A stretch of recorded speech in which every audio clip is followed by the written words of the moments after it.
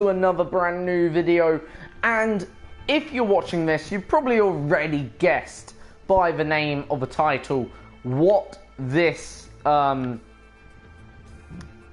what this sort of game or today's video is about. And we are here on F1 2017, and we are going to be selecting not our team for F1 2017, but our team for or the team you can expect us to drive for in F1 2018. And the team that we're going to be driving for in F1 2018 will be Toro Rosso Honda. And quite honestly, we're going to do a few timed laps in the Toro Rosso Honda to make this video. Well, not in the Honda, but in the Toro Rosso Renault, sorry. But obviously this will be a similar car or a similar model, just a little bit earlier version of that car, but we'll be utilising the Toro Rosso car. I cannot wait to crack into this video, and we'll see obviously how we do. Now, in terms of lap time, I'm still in the top 10% for overall lap time here, which is brilliant. Quite honestly, a 122.398, very good lap time actually. But I want to trying to get into the 121s now. It's annoying, but yeah. Anyway, on and upwards. So yeah, this will be the car basically we will be driving in F1 2018. So just to take you a sort of like a look. So as you can see, this is the car. Obviously, the only major difference, okay, is the front wing, and I'll show you that when we get to F1 2018, and the side pods, and I think really the rear of the car without the shark fin, which is that piece here that I'm pointing now on towards, where the ball tail is. That's the shark fin, and obviously the big feature is the halo.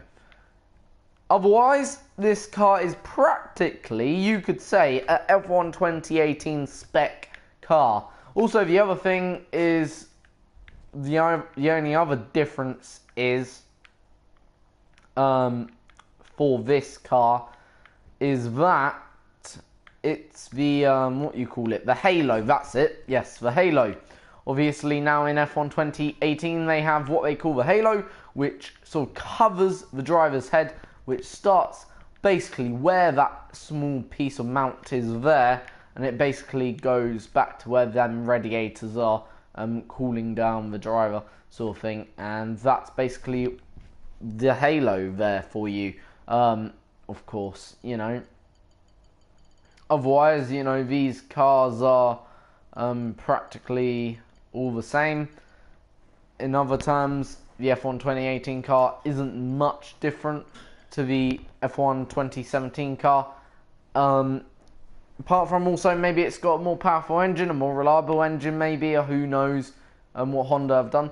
Also, another thing about the F1 2018 cars that I think a lot of people noticed during pre-season is the thinner and much more better in terms of rear end, because the rear end in F1 2017 isn't really fat, as you can see from this shot here, but at the same time, all the F1 2018 cars did seem like they went on a little bit of a diet, and they feel and look a little bit thinner, especially at the rear of the car, where there is a significant difference really. Obviously, you know, that's, you know, saves weight, and the more weight you can save in Formula 1, you know, the better. Obviously from this shot, you know, they look probably pretty same. In fact, from this shot, probably all the cars look a bit thinner. So yeah, as you can tell, that's really the car we'll be driving. We'll be driving the sister car to Red Bull. So we're not driving for Red Bull, but we're driving the junior Red Bull team car sort of thing. So we're sort of a subcontract, or a subcontractor to Red Bull, if that makes sense. And this car was built, as you can see, probably down there, by the Italian team. That is where Toro Rosso comes from, Italy. So we will be driving for the Italian team of Toro Rosso. And of course, quite honestly, I think that is fair dues. Because quite honestly, I do like Italy. One of my favourite countries in the world. And one of my favourite teams come from Italy. In Formula 1, Ferrari, Scuderia Ferrari, which is currently the team that Sebastian Vettel drives for. So yeah, you know, obviously to drive for Toro Rosso in F1 2018, obviously, will be quite nice, and I think it will also relate in a bit of a way to the Sebastian Vettel's career, which obviously he's had a fantastic career. 51 Grand Prix race victories now, which equals Alain Prost's all-time record of wins. He's probably still got, I don't know, another 20, maybe another 30, maybe another 50 wins still left in the bag. So do not bet against Sebastian. He's only 31 years old, or just turned 31 years old. And realistically, most drivers nowadays retire when they get to 40. In fact, Michael Schumacher kept on going till he was 44. So, quite honestly, if Sebastian wanted to, he's still got another 15 years left of his career. Potentially. I do say potentially because not many continue to go past their 40s. Will Kimi Räikkönen become one of the drivers to go past his 40s? Maybe. Obviously, the way he's driving at the moment is brilliant. Well, the way he's driving is, quite honestly, I think, as good as last year, if not better. Right, anyway, on and upwards. Let's see what we can do with this car. Obviously, this will not be the same engine we're using. We're going to be using the Renault engine. The Honda engine, sorry. So, it's potentially powerful engine.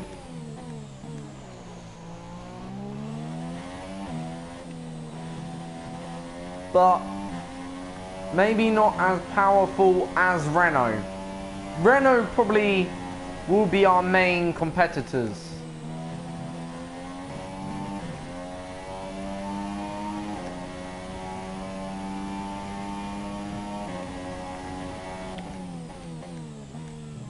So, pretty nice through turn 9 here at Australia.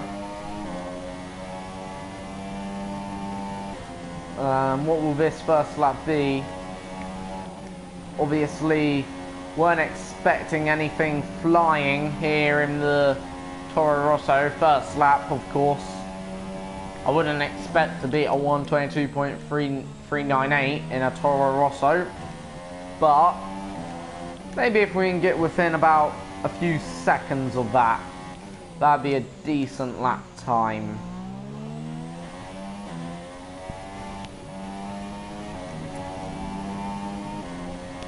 And up to the line, here we come.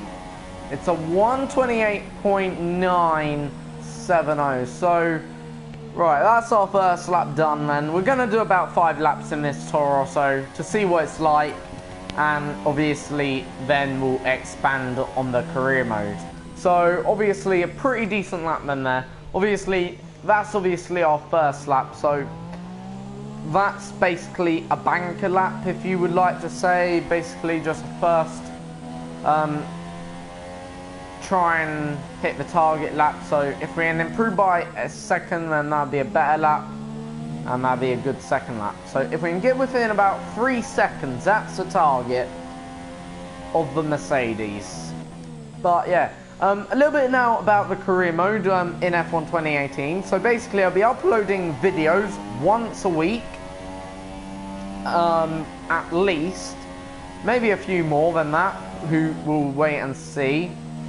On top of that, I will be also I'll also obviously be trying to compete with McLaren Well, I'm not going to say... I think really we got to try and compete first with Sauber and Williams, and then we'll try and get forward to McLaren. Right, here we go. Second flying lap. I'm going to talk through it this time. Down into turn 1, up into 8th gear, back down, 5th gear.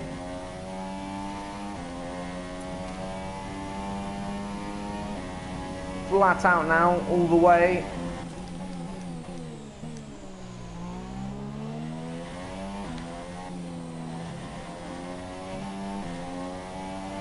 And flat out through there.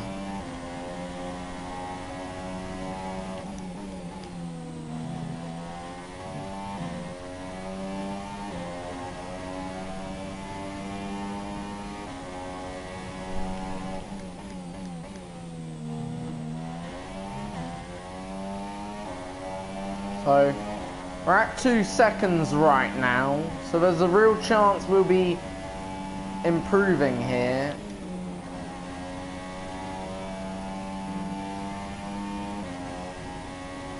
I don't know by much, but it's certainly, I'd say by at least a second here. Oh, bit of a slide. So, bit of a rough-edged last part of the lap.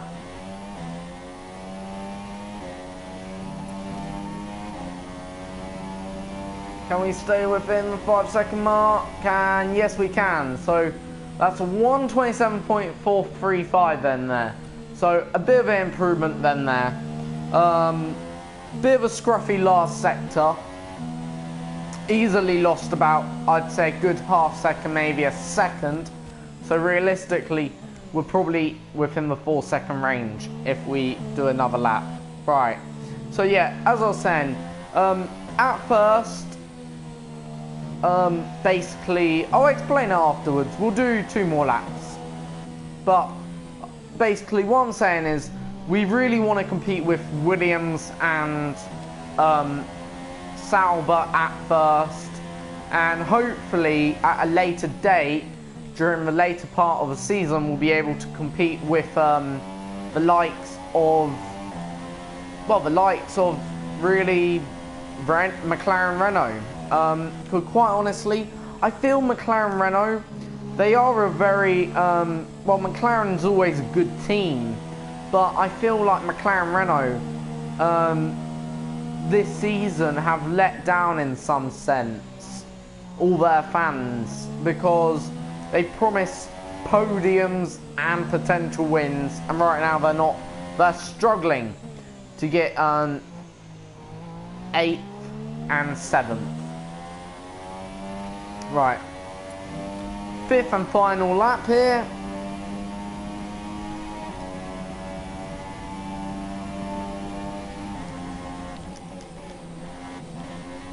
Oh no!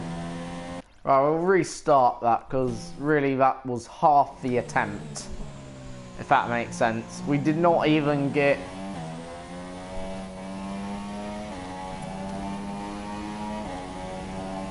There, right. Final attempt then. Ah, balls. We fucked that one up massively. Made a mistake there. Sorry for me swearing. Try not to swear in these videos. But as you can see, just took the wrong line through there. 100% of the corner cut. I totally agree with the Codemasters this time on penalising me for that one. But quite honestly, I feel like, well, yeah, that's a clear corner cut. No doubt about that one. But yeah. But you just have to try and take so much speed through that corner. Honestly, that is one of the most crucial parts of a lap. Because I'll just show you what I mean. Right.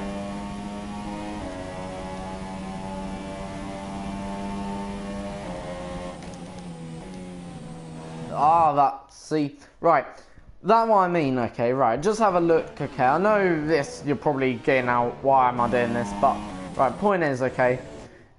Right. See where that Mercedes is, or that ghost car.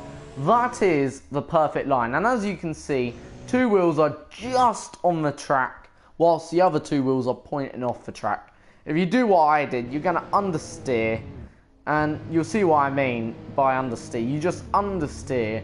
It's quite bad understeer, and you just go off the circuit here, and that's just a slow exit, quite honestly.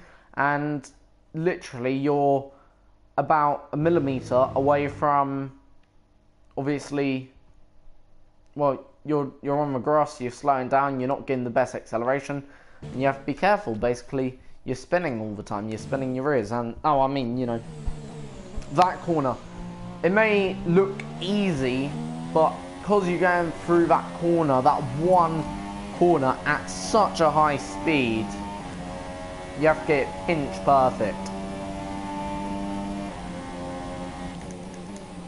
Just like that. That is, may have not been the perfect exit, but that is the perfect line. And you'll see what I mean. And you got, this circuit is all about exploring them track limits. And as you can see, we're right, well, here, maybe we could have been a bit closer to that white line. But I don't think so. We're close enough. As you can see here, another millimetre, 1 millimetre, and we would have been on the grass. But luckily, well, we were there a little bit. We sort of used the grass to slow down a little bit. But right, point is, that millimetre probably cost me a tenth or two than there, or just a few fractions of a second. And as you can see, that is a brilliant line. So you cut the corner just at the precise turning. Then here, you sort of got to coast the car. And we were sort of sliding there, as you can see, actually. So actually, that's why we had to sort of correct. We had a bit of a correction moment there. So not the greatest of exits, but quite honestly, still satisfied with it. Down into turn 3, on and upwards with this lap.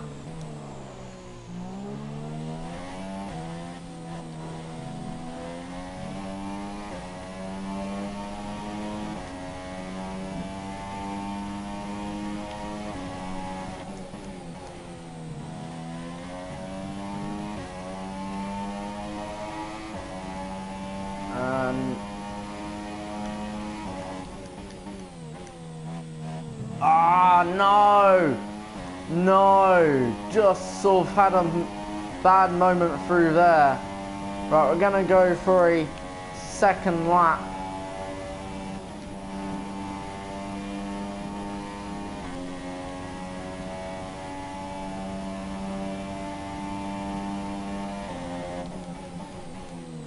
Here, so right, final sector, let's see how much we can improve by.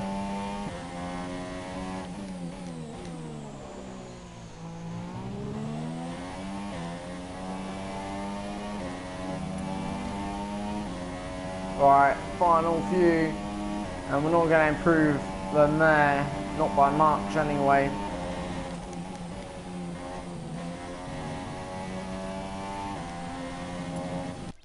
So right, we're going to restart. Final lap then here, final attempt. All or nothing then here. So we've got the gap down to 5 seconds. That isn't how we're going to improve anyway. Through going into a wall. So right, as I said, all or nothing on this lap. Lap number 6. Oh geez, now what's going on? Got some really bad wheel spin off there. Probably got onto that curb bit there. Oh well. Right. Keep on saying all or nothing. Quite honestly, should be banned from that. Oh, for fuck's sake. That 1 minute it's understeer, the next minute's oversteer. What's the next minute going to be? Understeer or oversteer? Come on. Right, you can do it, Julian. Right. Not a great exit.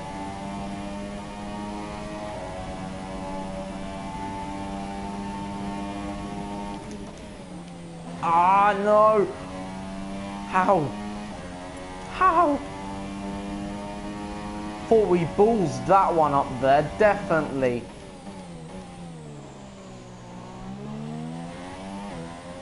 Well, whatever we did, keep it quiet. I just want to have a look at that, if we can go back. No, we can't. Jeez, I thought we ballsed that one up 100%. Honestly, I felt like that was... Well, if the game did not disqualify it, I agree with the game. The game never lies. So, quite honestly, it felt like a corner cut, but the game, I'm sorry, never lies.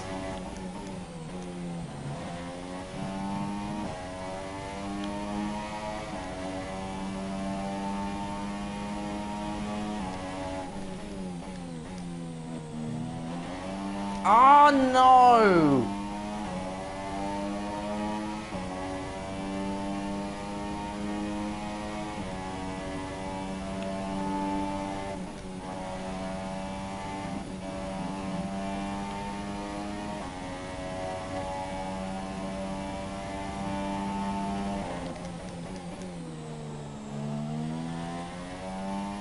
I think we're about half a second up on our absolute best here.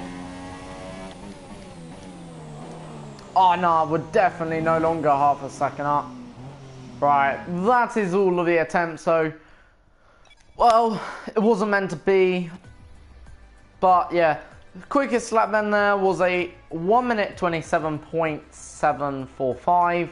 Then, according to that, personal best is a 122.398. So whatever we did on that day, clearly we couldn't repeat today, of course. But we were in the Toro Rosso, so it is a slower car naturally, and because it doesn't have the best engine, that's a fact, and the aerodynamics on the car is not the best exactly. Whether or not 5 seconds is a realistic gap between them, I do not know. Maybe not, I don't know.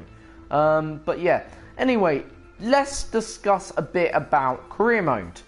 So obviously, now you know what team I'm going to be driving for. It'll be the Toro Rosso team. Basically, this is my plan.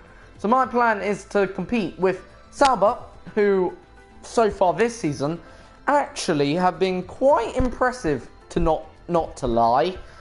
Charles Leclerc, a very solid job all season long, and Ericsson, well, not bad in all fairness. Big crash on Sunday, just gone, but quite honestly, these things happen in motorsport. Not every race you're gonna be able to finish, not every race you're gonna be able to keep the car clean, and some races you will crash. That's a fact. You may have a big crash, you may have a small crash, but one day every single driver will at least have a small or a big crash in their racing career, especially when you're in Formula 1 at the top end of motorsport. But like I said, my real plan is to compete with Sauber. They are our sort of, not top target, but they are the target sort of to compete with, okay? They are the target that I want to be hitting. If we're not there competing with Sauber, we're doing something wrong. And quite honestly, I don't want to be doing something wrong. I want to do things correctly, if that makes sense. I just want to do things the way they should be done. I want to win Grand Prix eventually at some point in my career, or in the career mode, and possibly 1 or 2, maybe even 4 World Championships later on down the line. But as I said, you know, I want to become a successful driver, but I want to start in a team like Toro Rosso, so you sort of know that I did not start in a team like Ferrari, where I've just got given a magical contract, I've taken this place, and I'm like Lewis Hamilton. Because I really feel people like Lewis Hamilton, and I know maybe some of you may criticise me in the comment section down below if any of you are Lewis Hamilton fan, but I am telling you the truth here. Lewis Hamilton started with McLaren. Okay, today, the team that they are today were not the team that they once were. Back when Lewis Hamilton drove for them, they were much better, much better. They were a championship winning team. They could compete for the championships. They could compete for race wins. And quite honestly, he started off in this team at the first given opportunity. He never even earned his seat in F1. Whereas Vettel actually started his career in Sauber or BMW, better well known back in them days, back in 2008. Well, 7, sorry. And he sort of replaced Kubica on the USA Grand Prix weekend, if many of you may remember. And he scored his first ever F1 points to become, at the time, the youngest points finisher ever. Now, obviously, that record is held with Max Verstappen, who is now the youngest this, the youngest that, the youngest this and that. Obviously not yet the youngest world champion, that still lays with Vettel, but he still has the opportunity to become the youngest. Obviously, going with Honda, with Red Bull next year, maybe not. That could endanger his chances of becoming the youngest world champion. But yeah, as I said, I want to compete with Sauber because Sauber, I'll just actually give you the points, okay, of this season in terms of constructors and in terms of the drivers, okay, and then you understand what I mean, okay, because, you know, obviously this season is very close in terms of constructors, and quite honestly, I'm happy it's close. It's every team has scored a point now, but here are just the points standing. Okay, from 4th to 10th.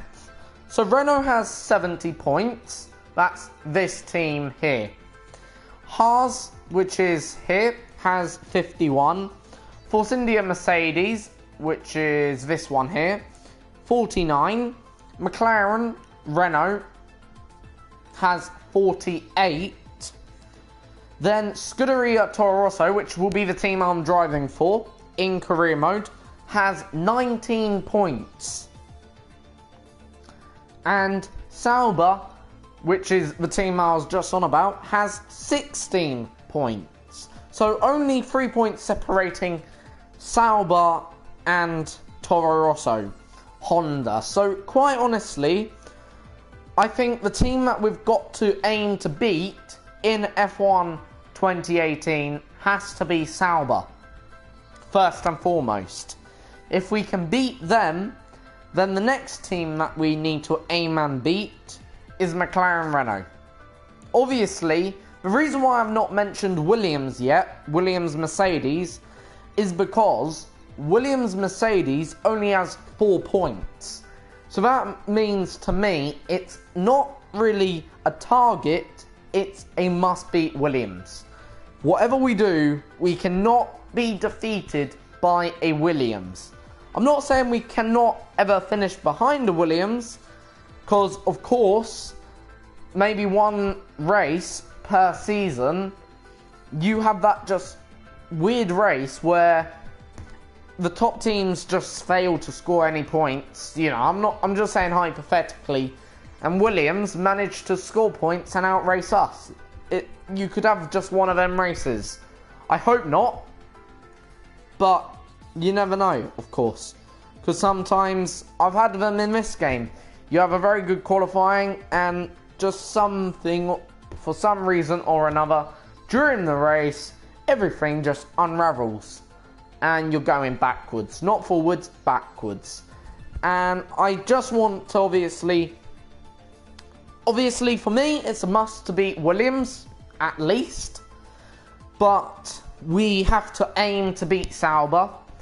And hopefully, if we develop the car quickly enough and goodly enough, if that makes sense, if we can upgrade in the right way and get the right upgrades on the car, obviously, hopefully, we'll be able to compete at the later part of the season with McLaren. So, quite honestly, a good start will be very important to this career mode. But obviously, if we don't beat them in Season 1, we don't know, obviously, what will happen in Season 2, of course. And, yeah, that's really as much to it as I can say, really. Of course, it's only a month now till F1 2017 really comes out. Well, not a month, it's about, I'll just tell you. Today's the 11th, so, yeah, just about a month, just over a month. A month and about 12 days-ish. 13 days, so it's about 43 days till F1 2017 gets launched.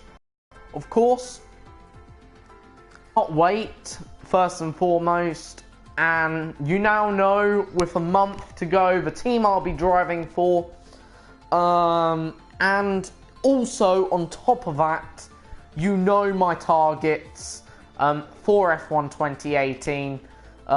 You know where I'm going to try and start and stand. In terms of moves, would I consider... Well, I just want to answer now 2 questions. Okay, just to clarify. So these are a bit rhetorical, in a way, for me to say or to answer, if that makes sense. And my first question is to myself, if that makes sense. Would I ever move to any big team like Red Bull, Renault, Force India, Haas, Ferrari or Mercedes if we had a really, really good first season? And the answer to that is maybe. It depends on how good our first season will be, okay? If our first season is really, really good, like we were somehow... Or let's say we scored about 50 points plus, I would consider it, okay? If, however, we did not score 50 points plus, I would consider the move to a medium-sized team like Renault and Force India and Haas, but maybe not to a big team like Mercedes, Ferrari or Red Bull. I want to earn my reputation, okay, before I even get to these teams, because they are obviously, as some of you may or may not know, they are, I would say, the big dogs in Formula 1.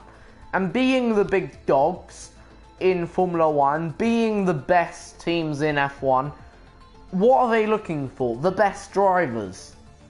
And currently, Kimi, Max, Vettel, Ricciardo, Bottas, well, maybe not Bottas actually, but Hamilton are the best 5 or 6 drivers on the grid.